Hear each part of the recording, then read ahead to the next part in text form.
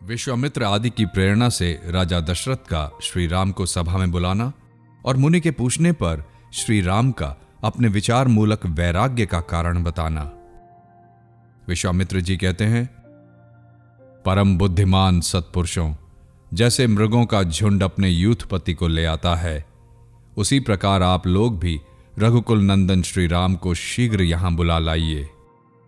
श्री रामचंद्र जी को यह मोह न तो किसी आपत्ति से हुआ है और न आसक्ति से ही। वे विवेक और वैराग्य से संपन्न हैं, अतः उन्हें मोह नहीं बोध ही प्राप्त हुआ है, जो महान अभ्युदय कारक है। इस विचार मूलक मोह का युक्ति द्वारा निवारण कर देने पर रघुकुल नंदन श्री राम हम लोगों की ही भांति परम पद में प्रतिष्ठित हो जाएंगे। हमारे उपदेश से वास्तविक बोध का उदय हो जाने पर श्री रामचंद्र जी अमृत पिए हुए पुरुष की भांति सत्यता, त्रिकाल बाधित ब्रह्मरूपता, मुदिता, परमानंद स्वरूपता, प्रज्ञा, अपरिच्छिन्न ज्ञान रूपता को प्राप्त होकर विश्रांति सुख से संपन्न, संताप शून्य, शरीर से हृष्ट पुष्ट और उत्तम कांति से युक्त हो जाएंगे। फिर तो मन में अपनी पूर्णता का अनुभव करते हुए माननीय श्री रामचंद्र जी अपने वर्ण और आश्रम के अनुसार प्राप्त होने वाली व्यवहार परंपरा का निर्बाध रूप से पालन करने लगेंगे। वे महान सत्व गुण से युक्त तथा लोकव्यापी निर्गुण सगुण रूप परब्रह्म परमात्मा के ज्ञान से संपन्न हो जाएंगे। उन्हें सुख दुख की दशाएं नहीं प्राप्त होंगी। वे मिट्टी के ढेले, पत्थर और स्वर्ण में कोई अंतर नहीं देखेंगे। इन सबको समान समझने लगेंगे। मुनीश्वर विश्वामित्र के यूं कहने पर राजा दशरथ बड़े प्रसन्न हुए, मानो उनका सारा मनोरथ पूर्ण हो गया। उन्होंने श्री रामचंद्र जी को बुला लाने के लिए बारंबार दूत पर दूत भेजना आरंभ किया। जब राजा और मुनि का संवाद हो रहा था, उसी समय श्री रामचंद्र जी अपने थोड़े से सेवकों और दोनों भाइयों के साथ अपने पिता के पवित्र स्थान राजसभा में गए। श्री राम ने दूर से ही महाराज दशरथ को देखा। जैसे इंद्र देव समूह से घिर कर बैठते हैं, उसी प्रकार वे भी राजाओं की मंडली से घिरे हुए बैठे थे। उनके दोनों ओर महर्षि वशिष्ठ और विश्वामित्र जी विराजमान थे। संपूर्ण शास्त्रों के अर्थ का ज्ञान रखने वाले मंत्रीगण माला की भांति उन्हें सब ओर से घेर कर बैठे थे। इधर वशिष्ठ, विश्वामित्र आदि ऋषियों तथा दशरथ आदि राजाओं ने भी कुमार कार्तिकेय के समान सुंदर श्री रामचंद्र जी को दूर से ही अपने पास आते देखा। वे सौम्य और समदर्शी थे। उनकी आकृति मंगलमय थी। उनका हृदय विनीत भाव से युक्त और आदर था। शरीर कांतिमान और शांत सौम्य दिखाई देता तथा वे परम पुरुषार्थ के भाजन परमार्थ स्वरूप थे। पवित्र गुण वाले पुरुषों के आश्रय थे। समस्त सद्गुणों ने मानो एकमात्र महान सत्वगुण के लोभ से उनका आश्रय ले रखा था। मुनीश्वर विश्वामित्र जब राजा से पूर्वोक्त बातचीत करते हुए श्री राम को बुलाने का अनुरोध कर रहे थे, उसी समय कमल नयन श्री रामचंद्र जी पिता के चरणों में प्रणाम करने के लिए उनके सामने आए। सबसे सुहृद श्री राम ने पहले पिता के चरणों में मस्तक झुकाया। तदंतर माननीय पुरुषों द्वारा भी मुख्य रूप से सम्मानित होने वाले दोनों मुनि वशिष्ठ और विश्वामित्र जी को प्रणाम किया। इसके बाद अन्य ब्राह्मणों, बंधु बांधवों तथा गुरुजनों का अभिवादन किया। इसके बाद दोनों महर्षियों ने श्री रामचंद्र जी को आशीर्वाद दिया। तदंतर जिनके हृदय में अत्यंत समता का भाव भरा हुआ था, वे देवोपम सुंदर श्री राम अपने पिता के पवित्र सन्निधि में आए। उस समय भूपाल दशरथ ने अपनी चरण वंदना करने वाले पुत्र को हृदय से लगाकर उनका मस्तक सूंघा। इस तरह शत्रुवीरों का संहार करने वाले राजा दशरथ ने घनीभूत स्नेह से युक्त हो लक्ष्मण और शत्रुघ्न को भी हृदय से लगाया। फिर श्री रामचंद्र जी पृथ्वी पर ही परिजनों द्वारा बिछाए गए वस्त्र के ऊपर बैठ गए। तत्पश्चात राजा बोले, बेटा, तुम्हें विवेक प्राप्त हो गया है। तुम विविध कल्याणमय गुणों के भाजन हो। तुम्हारे जैसे पुरुष बड़े बूढ़े लोगों, ब्राह्मणों तथा गुरुजनों की आज्ञा का पालन करते हुए ही पवित्र परम पद प्राप्त कर लेते हैं। जो लोग मोह का अनुसरण करते हैं उन्हें वह पद प्राप्त नहीं होता। वत्स, तभी तक आपत्तियां दुर्बल एवं तुच्छ होकर दूर ही रहती हैं, पास नहीं फटकने पाती, जब तक कि मोह को फैलने का अवसर नहीं दिया जाता। इसके बाद श्री वशिष्ठ जी ने कहा, महाबाहु राजकुमार, तुम बड़े शूरवीर हो। तुमने उन विषय रूपी शत्रुओं पर भी विजय पा ली है जो दुख की परंपरा के उत्पादक तथा बड़ी कठिनाइयों से नष्ट होने वाले हैं। ऐसे प्रभावशाली होने पर भी तुम अज्ञानी मनुष्यों के योग्य विक्षेप रूपी अगणित तरंग मालाओं से युक्त तथा आवरण रूपी जड़ता, जल रूपता से सुशोभित होने वाले व्यामोह के समुद्र में आत्मज्ञान शून्य पुरुष की भांति क्यों डूबे जा रहे हो? श्री विश्वामित्र जी ने कहा, राजकुमार, हिलते हुए नील कमलों के समूह की भांति जो तुम्हारे नेत्र चंचल हो रहे हैं, इसमें तुम्हारे चित्त की व्यग्रता ही कारण है। इस व्यग्रता जनित नेत्रों की चंचलता को त्याग कर बताओ, क्यों मोहित हो रहे हो? तुम्हारे इस मोह अथवा भ्रम का क्या कारण है? निष्पाप श्री राम, तुम्हारे मन में जो अभिलाषा हो उसे शीघ्र बताओ। तुम्हें वह सब मनोरथ प्राप्त होगा जिससे मानसिक व्यथाएं फिर तुम्हें कष्ट नहीं पहुंचाएंगी। उत्तम बुद्धि वाले विश्वामित्र जी का यह वचन, जिसके भीतर अपनी अभिलाषा के अनुरूप अर्थ का प्रकाश निहित था, सुनकर रघुकुलेतु श्री राम ने खेद त्याग दिया। श्री राम बोले, मुनीश्वर, मैं अपने पिता के इस महल में उत्पन्न हुआ, क्रमशः बढ़ा और फिर मैंने विद्या भी प्राप्त की। तत्पश्चात सदाचार के पालन में तत्पर रहकर तीर्थ यात्रा के उद्देश्य से समुद्रों द्वारा घिरी हुई सारी पृथ्वी पर भ्रमण किया। इतने समय में मेरे मन में जो विचार उत्पन्न हुआ वह इस संसार विषयक आस्था को उठा देने वाला है।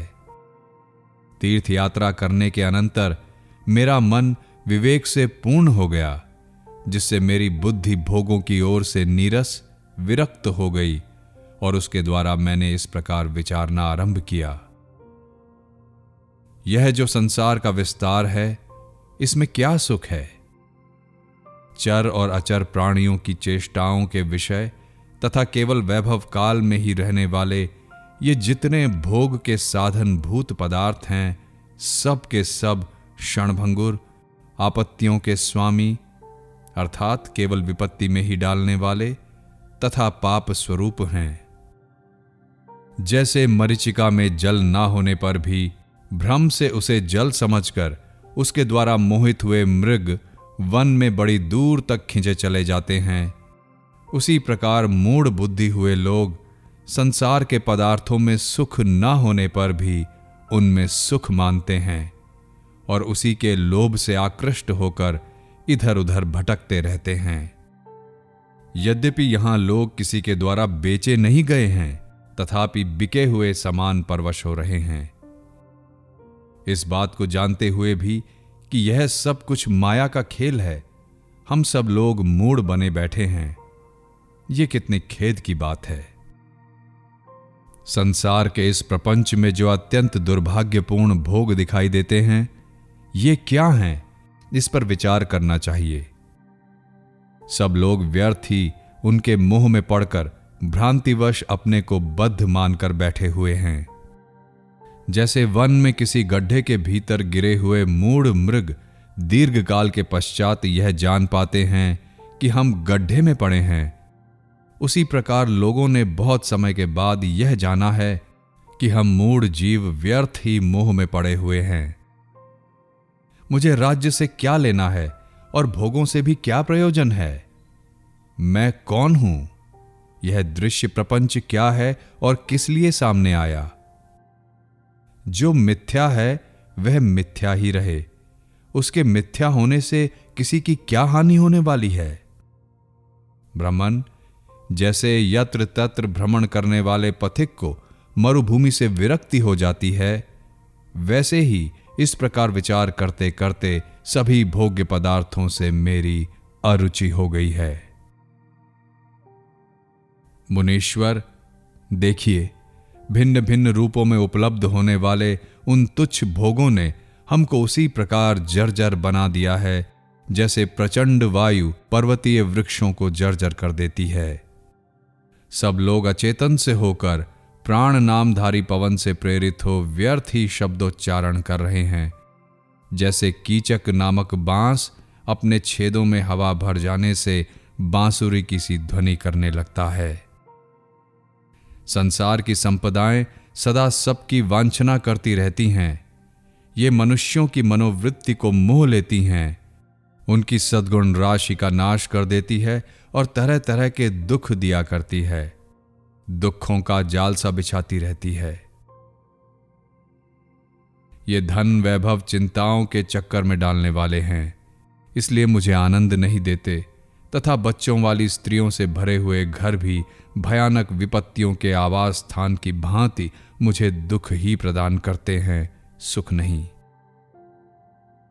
मुने, जैसे बांस और तिनकों से आच्छादित गर्त में गिरने के कारण प्राप्त होने वाले क्षुधा, पिपासा आदि दोषों का तथा बंधन आदि दुर्दशाओं का विचार करते रहने से बंधे हुए हाथी को कभी सुख नहीं मिलता, उसी प्रकार देह आदि पदार्थों की क्षणभंगुरता के कारण उनमें अनेक प्रकारों के दोषों और दुर्दशाओं का स्मरण करके मेरे मन को भी शांति नहीं मिल रही है। अज्ञान रूपी रात्रि में तीव्र मोह रूपी कोहरे से लोगों की ज्ञान रूपी ज्योति के नष्ट हो जाने पर दूसरों को दुख देने में परम चतुर विषय रूपी सैकड़ों चोर हर समय और प्रत्येक दिशा में विवेक रूपी श्रेष्ठ रत्न का अपहरण करने के लिए जी जान से लगे हुए हैं। युद्ध में उन्हें मार भगाने के लिए तत्वज्ञानी पुरुषों को छोड़कर दूसरे कौन से सुभट समर्थ हो सकते हैं? तत्वज्ञानी ही उनको नष्ट करने में समर्थ हैं, दूसरे नहीं। मुने, यह लक्ष्मी, यह धन संपत्ति संसार में यदि स्थिर होकर रहे तो बहुत से सुखों की साधनभूत होने के कारण वह सबसे उत्कृष्ट वस्तु है। ये मूढ़ मनुष्यों की ही कल्पना है। वास्तव में न तो वह कभी स्थिर रहती है और न उत्कृष्ट ही कहलाने योग्य है, क्योंकि वह सबको व्याह मोह में ही डालती रहती है। अतः विषयों की भांति वह भी निश्चय ही अनर्थ की प्राप्ति कराने वाली है। जैसे नदी से असंख्य चंचल तरंगे प्रकट होती और वायु की सहायता से बढ़ती रहती हैं, उसी प्रकार इस श्री अवस्था संपत्ति से बहुत सी चिंता रूपिणी पुत्रियां उत्पन्न होती हैं और विविध दुश्चेष्टाओं द्वारा वृद्धि को प्राप्त होती रहती हैं।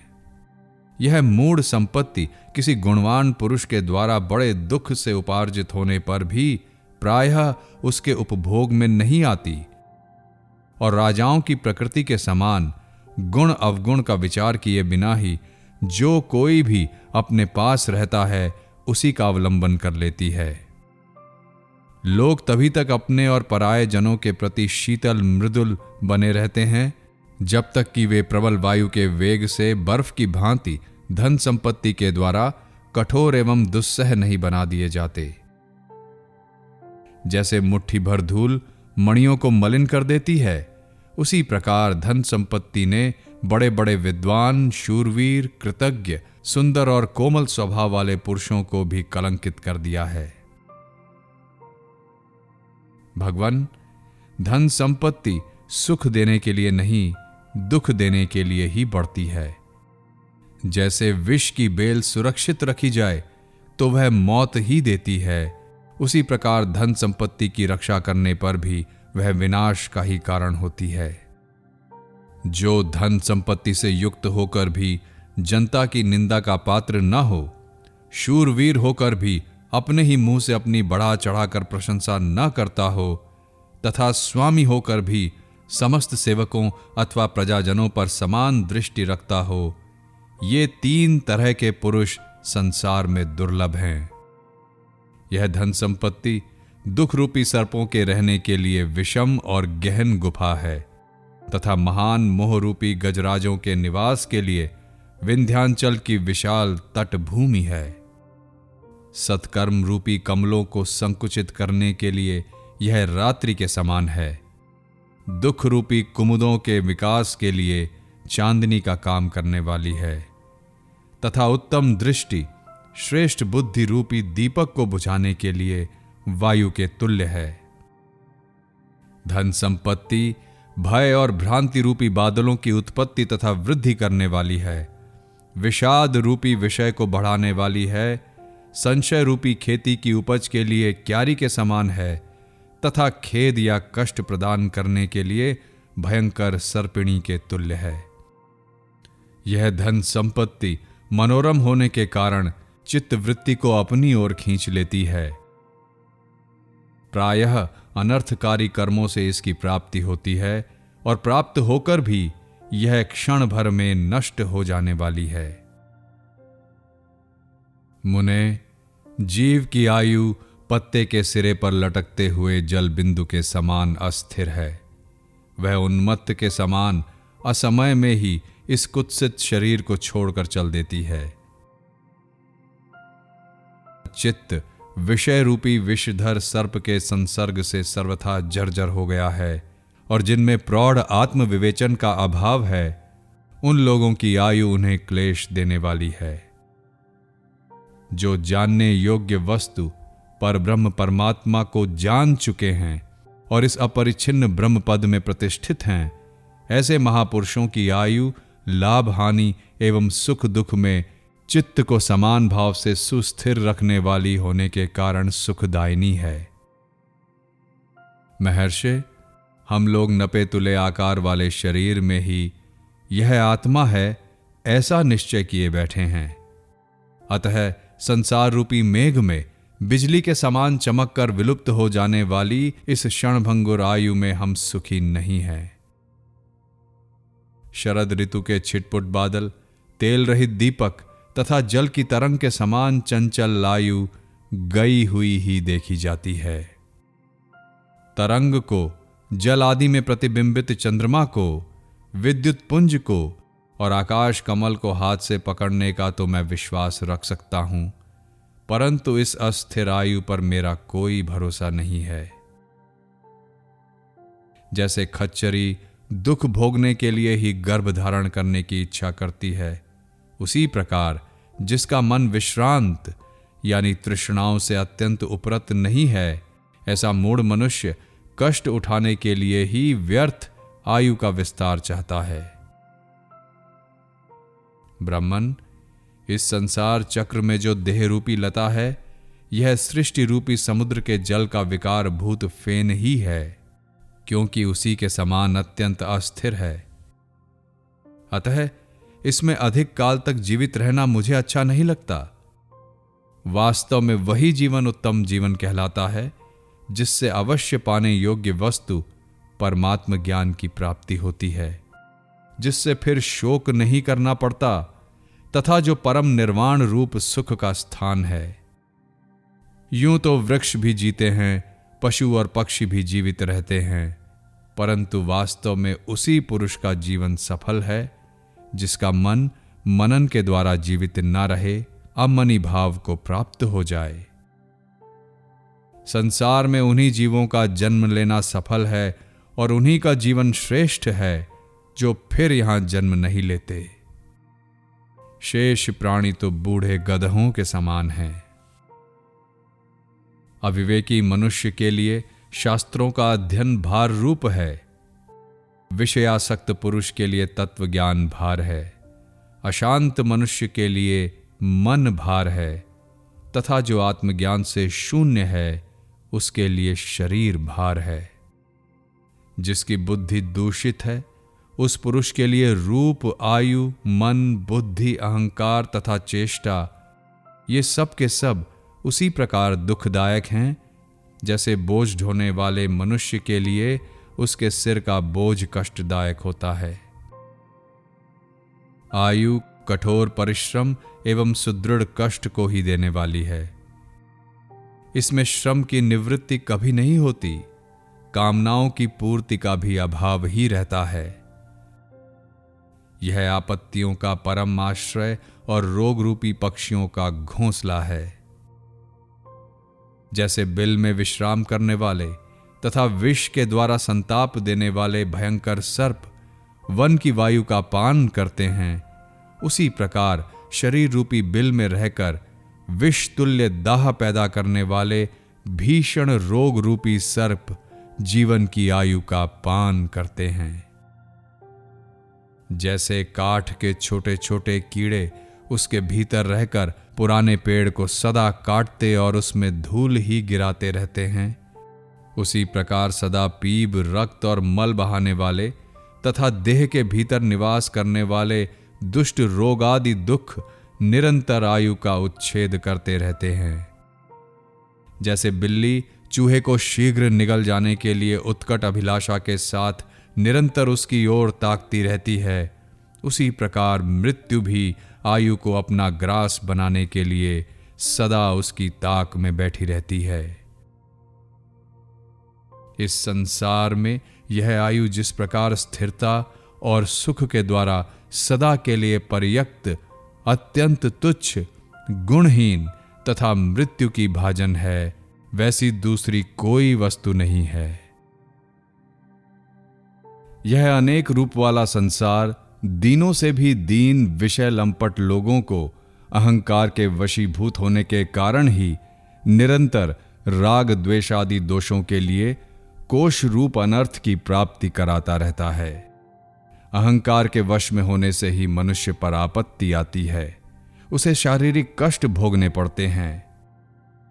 अहंकार से ही अनेक दुखद मानसिक व्यथाएं होती हैं तथा अहंकार से ही राग अथवा दुश्चेष्टाएं होती हैं। जैसे बहेलिए के द्वारा मृगों को पकड़ने के लिए बहुत बड़ा जाल बिछाया जाता है, उसी प्रकार अहंकार रूपी दोष के कारण संसार रूपी अंधेरी रात में जीवों के मन को मोहित करने वाली विशाल माया बिछी हुई है। अहंकार शांति रूपी चंद्रमा को निगलने के लिए राहु का मुख है, पुण्य रूपी कमलों का विनाश करने के लिए हिमरूप वज्र है और सब भूतों में समदर्शिता रूपी मेघ का विध्वंस करने के लिए शरद ऋतु है। ऐसे अहंकार का मैं त्याग करता हूं। न मैं अमुक नाम वाला हूं, न विषयों में मेरी रुचि है और न मन ही मेरा है। मैं शांत होकर मन को जीतने वाले महात्मा पुरुष की भांति अपने आप में ही स्थित रहना चाहता हूं। ब्राह्मण, यदि अहंकार रहता है तो आपत्ति काल में मुझे दुख होता है, और यदि नहीं रहता है तो मैं निरंतर सुख का अनुभव करता हूं। इसलिए अहंकार रहित होना ही श्रेष्ठ है। हे मुने, मैं अहंकार का त्याग करके शांत चित्त हो उद्वेग शून्य होकर बैठा रहता हूं, क्योंकि भोगों के समूह का आधार ही क्षणभंगुर है। इस देह रूपी विशाल वन में जो घनीभूत अहंकार रूपी मोटा ताजा सिंह है, उसी ने इस जगत का विस्तार किया है।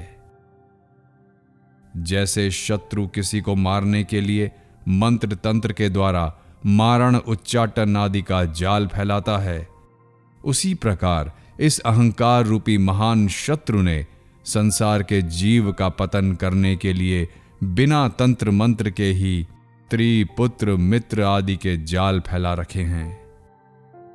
इस अहंकार का मूलोच्छेद पूर्वक निराकरण कर देने पर ये सभी मानसिक दुश्चिंताएं तुरंत अपने आप विलीन हो जाती हैं। अहंकार रूपी बादल के फट जाने पर शांति का विनाश करने वाला एवं हृदय आकाश में छाया हुआ महान मोह रूपी कुहासा धीरे धीरे न जाने कहां विलीन हो जाता है। महानुभाव मुनीश्वर, जो संपूर्ण आपत्तियों का घर, शांति आदि उत्तम गुणों से रहित तथा हृदय के भीतर निवास करने वाला है, उस अनित्य अहंकार का मैं आश्रय लेना नहीं चाहता, उसके अधीन होना नहीं चाहता। अपने सुदृढ़ विवेक के द्वारा मैं अच्छी तरह समझ गया हूं कि यह अहंकार नामक वस्तु सब ओर से अतिशय दुख रूप ही है। मुनीश्वर, जैसे वायु के प्रवाह में पड़कर मोर पंख का अग्रभाग वेग से हिलता रहता है, उसी प्रकार यह चंचल चित्त भी अत्यंत व्यग्र होकर व्यर्थ ही इधर उधर दौड़ता रहता है। जैसे कुत्ता अपने पेट भरने के लिए व्याकुल हो गांव में दूर से दूर तक के घरों या स्थानों का चक्कर लगाया करता है, वही दशा इस चंचल मन की है। इसे कहीं भी कोई अनुकूल वस्तु नहीं प्राप्त होती, इसलिए यह दीन बना रहता है। यदि इसे कभी विशाल धन का भंडार प्राप्त हो जाए तो भी यह भीतर से तृप्त नहीं होता। जैसे बांस या बेंत की बनी हुई पिटारी कभी जल से नहीं भरती, उसी प्रकार धन से मनुष्य का जी नहीं भरता। मुने, जैसे अपने झुंड से बिछुड़कर जाल में जकड़े हुए मृग को कभी सुख नहीं मिलता, उसी प्रकार समस्त साधनों से शून्य एवं सत्संग रहित मन सदा दुर्वासनाओं के जाल में जकड़ा रहता है, इसलिए उसे कभी सुख और संतोष नहीं प्राप्त होता। तरंगों के समान चंचल वृत्ति को धारण करने वाला यह मन अपने स्थूल सूक्ष्म अव्यय विभाग को छोड़कर एक क्षण के लिए भी हृदय में स्थिर नहीं रहता। विषयों के चिंतन से क्षोभ को प्राप्त हुआ यह मन मंदराचल के आघात से उछलती हुई क्षीर सागर की दुग्ध राशि के समान दसों दिशाओं में दौड़ता सा भटकता फिरता है, किंतु कभी भी शांति को नहीं पाता।